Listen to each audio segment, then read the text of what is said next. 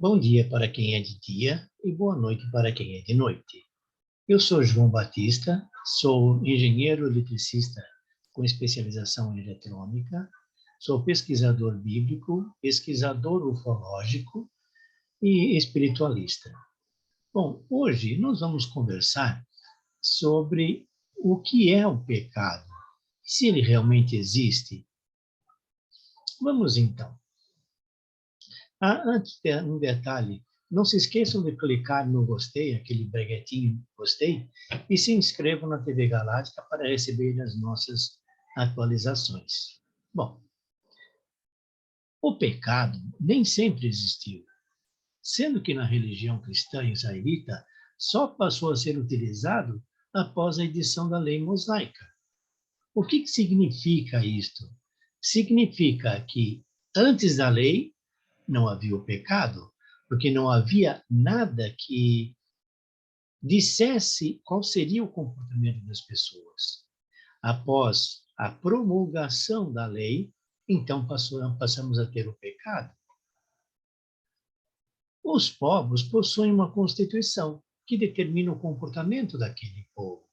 Por exemplo, no Brasil, nós temos a nossa Constituição, que determina os nossos direitos e as nossas obrigações.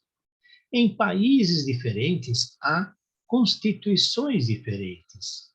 E os direitos e obrigações também são diferentes. E as próprias punições, no que diz respeito à quebra dessas leis, também são bastante diferentes. Bom, a lei mosaica é a constituição dos israelitas.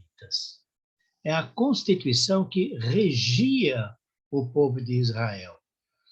Ele trata dos direitos e as obrigações deste povo, no que diz respeito à religiosidade, relações civis, comportamentos familiares, saúde, relações com as deidades, sacrifícios e etc. Caso alguém deixe de cumprir a constituição do local onde vive, por exemplo, aqui no Brasil, está sujeito a penalidades, que podem ir desde uma simples advertência, em alguns lugares até a morte. No Brasil já não existe a pena de morte há muito tempo, porém há países, há locais onde ela é praticada. Ou seja, o não cumprimento das leis num determinado país é crime. E o não cumprimento das leis religiosas é pecado. Então, tanto uma na Constituição de um país quanto na Constituição religiosa, quando se burlam estas leis, tem denominações diferentes. Uma é crime e outra é pecado. Porém, na essência, são a mesma coisa. As leis são mutáveis. Portanto, os pecados também são mutáveis e podem se adequar a um determinado tempo, a uma determinada era. Por exemplo, a Constituição brasileira já teve diversas adequações a cada momento, e também as leis de Roma. O que significa que nas leis de Roma nós temos adequações e novos pecados? Porque quando vão surgindo novas regras de comportamento, surgem novas transgressões. Por exemplo, passar um sinal vermelho é uma lei dos homens, mas também passa a ser um pecado. De vez em quando, o Papa promulga novas restrições, novos pecados, simplesmente adequando ao momento presente as regras de comportamento religioso. Nós vamos dar continuidade à nossa palestra, né? Voltando então ao pecado, no que diz respeito à religiosidade dos cristãos ou dos judeus israelitas. Ou seja, o pecado diz respeito à religiosidade, só. Nós temos que, antes da promulgação da lei mosaica, não existia o pecado, e cada um poderia fazer o que bem lhe parecesse. Olhe bem, isto não significa, porém, que se pudesse matar alguém por motivos fúteis, e deixaria de receber o devido castigo, que poderia ser a morte, e por caso, por exemplo, se roubasse algo, ele teria que devolver, ou se não devolvesse e fosse descoberto, seria punido. Porém, estes casos não eram pecado, eram desvios de conduta à regra do momento. Havia, inclusive, a lei do talião, que era a lei do olho por olho e dente por dente. O que significa que não havia um pecado? Haviam regras de convivência. E se essas regras fossem quebradas, seriam punidas ao modo deles. Mas olhe, não é o pecado, não é a punição, em alguns casos, para queimar eternamente no fogo do inferno. Mas vamos continuar. Após a promulgação da lei mosaica, passou então a haver o pecado, que além de ser punido com as regras pertinentes, pecava contra Deus, podendo, em função do pecado que ele realizou, ser condenado a viver eternamente no fogo do inferno, como nós comentamos agora há pouco. Nós já vimos em outra palestra o significado de inferno, aqui mesmo na TV Galáctica, onde os ouvintes podem pesquisar, consultar e vão ter acesso a ela. Bem, dando continuidade, portanto, o pecado ou o crime não foram estabelecidos por Deus, mas pelos homens. Antigamente, inclusive, após a promulgação da lei mosaica, se alguém numa feira colocasse um peso diferente na balança para roubar quem comprava, era pecado. Era considerado pecado. Mas isso não parece meio estranho?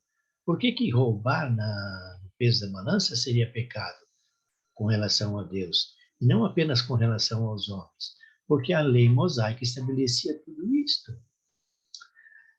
Sendo o pecado estabelecido pelos religiosos e o crime estabelecido pelos legisladores. Sendo que, em ambos os casos, nós temos simplesmente a quebra das normas estabelecidas. Tanto o pecado como o crime são diferentes para diferentes grupos. Por exemplo, em alguns lugares é permitido ter mais de uma esposa. Em outros lugares, quem tem mais de uma esposa vai para a cadeia. Nós vamos continuar. Portanto, o pecado não existe. É uma convenção humana que varia entre grupos diferentes de pessoas. Isso não significa que, se não existe o pecado, possamos fazer qualquer coisa. Não, porque nós teremos que dar conta dos nossos atos. O que nós fizermos de bom, daremos conta. O que nós fizermos de não bom, também daremos conta. Vamos dar uma olhadinha agora como a Bíblia trata isto. A própria lei mosaica só teve efeito entre a sua promulgação e o sacrifício do cordeiro, sendo que após o sacrifício do cordeiro, o homem não depende mais da lei, mas da fé em Cristo. E tem uma coisa mais importante: quem, após o sacrifício do cordeiro, se guiar pela lei, vai ser julgado pela lei. Porém, quem seguir a fé em Cristo, eu não posso dizer que vai ser julgado pela fé em Cristo. Mas é diferente, nós não temos mais o pecado. Nós continuamos tendo que fazer o que é correto, mas não mais o pecado. Vamos ver então isso, né? Em Gálatas 3, 19 e 25, nós temos o seguinte: então, por que a lei? O título disso seria, ou seria não, Cristo. Com a fé em Cristo já não dependemos da lei. Vamos dar então sequência à leitura. Então, por que a lei? É um apêndice acrescentado devido às transgressões promulgado por anjos em mão de um mediador, até que viesse o descendente, a quem fora feita a promessa. Ora, não há intermediário, tratando-se de uma pessoa só, e Deus é um só. Logo, a lei está contra as promessas de Deus? De forma alguma. Se tivesse sido dado uma lei capaz de dar a vida, realmente a justiça viria da lei. Mas a Escritura colocou tudo sobre o pecado, para que a promessa fosse dada pela fé em Jesus Cristo aos que creem. Assim, antes que viesse a fé, estávamos encarcerados sobre a lei, à espera da fé que havia de revelar-se. De sorte que a lei foi nosso pedagogo até Cristo, a fim de que fôssemos justificados pela fé. Mas, chegada a fé, não dependemos mais do pedagogo, não dependemos mais da lei. Continuando sobre as referências do pecado e da lei na Bíblia. Não havendo lei, o pecado não é imputado. Está escrito em Romanos 5,13, porque até a lei estava o pecado no mundo, mas o pecado não é imputado, não havendo lei. Olha só, a transgressão às regras de comportamento social já existiam antes da lei mosaica, porém, não é imputado como pecado, porque não havia lei. Então vamos ler novamente Romanos 5,13, porque até a lei estava o pecado no mundo, mas o pecado não é imputado, não havendo lei. Vamos dar sequência, então, à leitura de textos na Bíblia. Não conhecia o pecado, senão pela lei. Nós temos em Romanos 7, de 7 e 8, no seguinte texto: que diremos, pois? É a lei pecado? De modo nenhum, mas eu não conhecia o pecado senão pela lei. Ou seja, aqui vale um comentário. Eu só conhecia o pecado, eu só tive contato com o pecado pela lei. Dando continuidade à leitura, porque eu não conhecia a concupiscência. Se a lei não dissesse, não cobiçarás. Portanto, se a lei não dissesse, não cobiçarás, eu não sabia que isso era pecado. Eu poderia cobiçar. Isso não quer dizer que todo mundo cobiçasse naquela época, tá? Entendam bem essa diferença. Mas o pecado, dando continuidade à leitura, mas o pecado, tomando ocasião pelo mandamento, operou em mim toda a concupiscência. Portanto, sem lei, estava morto o pecado. Olha bem o que eu disse no início. Sem a lei, não existe pecado. Sem a lei, o pecado estava morto. Bom, vamos dar continuidade a outras leituras. Fé e lei. Seremos justificados pela fé e não pela lei. Nós temos em Gálatas 2:11 a 21 o seguinte texto: nós, judeus de nascimento e não pecadores do paganismo, aprendemos que o homem se justifica não pelas obras da lei, mas pela fé em Jesus Cristo.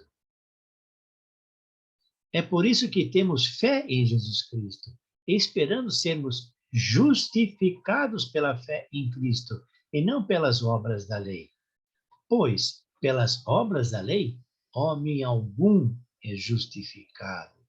Mas se procurando ser justificados por Cristo, ainda somos tidos por pecadores. Será que Cristo, então, é ministro do pecado? De maneira alguma. Se torno a edificar o que destruí, confesso-me transgressor.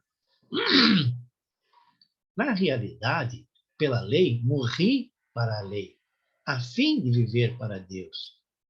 Estou pregado à cruz de Cristo. Eu vivo, mas já não sou eu. É Cristo quem vive em mim. Minha vida presente na carne, eu vivo pela fé no Filho de Deus, que me amou e se entregou por mim. Não menosprezo a graça de Deus, mas se a justiça se obtém pela lei, então, na verdade, Cristo morreu em vão. Então, este texto da Bíblia, de Gálatas 2, de 11 a 21, fala que nós vamos ser justificados pela fé em Cristo e não pela lei. Ou seja, até o sacrifício do Cordeiro, nós dependíamos da lei. Depois do sacrifício do Cordeiro, não dependemos mais da lei. Nós vamos ser justificados pela fé em Cristo. Bom, dando continuidade, todos os que se apegam às práticas da lei estão sob um regime de maldição. Olha só, vamos ver o texto da Bíblia que fala a este respeito. Nós temos em Gálatas 3, de 10 a 13, o seguinte texto: todos os que se apegam às práticas da lei estão sob um regime de maldição. Pois está escrito: maldito quem não cumprir tudo que está escrito no livro da lei. Um comentário tem que cumprir tudo que está escrito no livro da lei. Portanto, quem não cumprir tudo é maldito. Vamos dar continuidade à leitura. Pela lei, ninguém se justifica perante Deus. Isto é evidente, porque o justo vive da fé. E a lei não se funda na fé, mas no cumprimento. Aqui vale um comentário: no cumprimento das regras, no cumprimento da constituição religiosa. Dando continuidade à leitura, aquele que cumpre a lei, por ela viverá. Olha o que eu comentei. Quem se guia pela lei, vai viver pela lei, vai ser julgado pela lei. Vamos dar continuidade à leitura. Cristo resgatou-nos da maldição da lei, fazendo-se maldito por nós, pois está escrito: maldito todo aquele que é suspenso no madeiro. Olhem bem esse texto. Eu vou ler novamente, Gálatas 3:13. Cristo resgatou-nos da maldição da lei, fazendo-se maldição por nós, pois está escrito: maldito todo aquele que é suspenso no madeiro. Vamos dar continuidade à leitura. Lei do talião ou da retaliação. Vamos ver exatamente o que é essa lei. Nós temos um comentário na Bíblia 2, em Deuteronômio 19:21, da seguinte característica. Olhem bem, isso é um comentário da Bíblia sobre o termo de Deuteronômio. E o comentário é o seguinte: a lei do talião ou da retaliação é um antigo princípio legal de grande importância para coibir as arbitrariedades do uso da violência numa sociedade onde não havia força policial. Agora, ocupa apenas o lugar modesto de apêndice de uma legislação mais ampla e mais humanitária. Então, esse é o comentário. Vamos ler, então, agora Deuteronômio 19:21. Não terás misericórdia com ele, mas far-lhe-ás pagar vida por vida, olho por olho, dente por dente, mão por mão e pé por pé. Esta é a lei do talião, que era utilizada muito antigamente, antes da lei mosaica. Aqui nós temos uma coisa interessante. Será que Jesus anulou a lei do talião? Quando disse: quando alguém te bater numa face, dá-lhe também a outra. Pela lei do talião, se alguém lhe batesse numa face, você daria de cara um outro retorno na face também. Se alguém fizesse alguma coisa contra você ou contra um parente seu, você faria imediatamente. Porém, Jesus disse: quando alguém te bater numa face, dá-lhe também a outra. Olhem bem, isso não significa que se você receber alguma coisa errada, você vai pedir que a pessoa faça mais uma coisa errada. Mas é um conceito disto. Ou seja, ame o seu inimigo. mude o seu inimigo para que ele seja seu amigo. Mas vamos continuar, então, a tratar sobre algumas outras coisas que estão escritas na Bíblia a respeito disto. E nós temos, Moisés escreveu a lei e a entregou aos sacerdotes, filhos de Levi, e a todos os anciãos de Israel. Vamos ver o que está escrito, então, em Deuteronômio 31, de 9 a 13. Nós temos, então, escrita esta lei, Moisés a entregou aos sacerdotes levíticos que carregaram a arca da aliança do Senhor e a todos os anciões de Israel. Moisés deu-lhes uma ordem dizendo: no fim de cada 7 anos, ao chegar o ano da remissão, na festa dos tabernáculos, quando todo Israel vier apresentar-se diante do Senhor teu Deus, no lugar que tiver escolhido, lereis esta lei perante todo Israel, para que ouçam. Reunireis o povo, homens, mulheres e crianças, e todos os estrangeiros que se acharem nas cidades, para que ouçam e aprendam a temer o Senhor vosso Deus, e estejam sempre atentos a cumprir todas as palavras desta lei. Os seus filhos que nada sabem deverão ouvi-la para aprenderem a temer ao Senhor vosso Deus, todo o tempo que viverdes sobre a terra que vos dirigis. Aqui vos dirigis para vos apossardes dela, passando o Jordão. Então, significa o seguinte: a cada 7 anos, na festa dos tabernáculos, no ano da remissão, esta lei devia ser lida a todo o povo, inclusive aos estrangeiros que moravam lá. E, em especial, também aos filhos destas pessoas que não sabiam nada ainda, que nasceram naquele tempo e não conheciam ainda, para que possam ter medo do Senhor, para que possam temer o Senhor, para que possam ser subjugados pela lei. Eu acho que nós devemos amar ao Senhor e não temer ao Senhor. Porém, esta palavra, temer ao Senhor, aparece em centenas de lugares na Bíblia. Poucas vezes aparecem amar ao Senhor. Bom, com esta leitura final, então eu encerro a minha palestra de hoje. E o que eu quero deixar em resumo é o seguinte: a lei mosaica é uma constituição do povo de Israel. A constituição de um povo, independente de israelitas, é o modo de comportamento daquele povo. E a quebra destas regras são decisões humanas e não divinas. Quem criou estas regras foram os sacerdotes no que diz respeito aos israelitas e foram os legisladores no que diz respeito às leis civis. Portanto, o pecado que depende da lei foi criado pelo homem e não por Deus. Eu sou João Batista. Que Deus abençoe a todos e a todas. Namastê.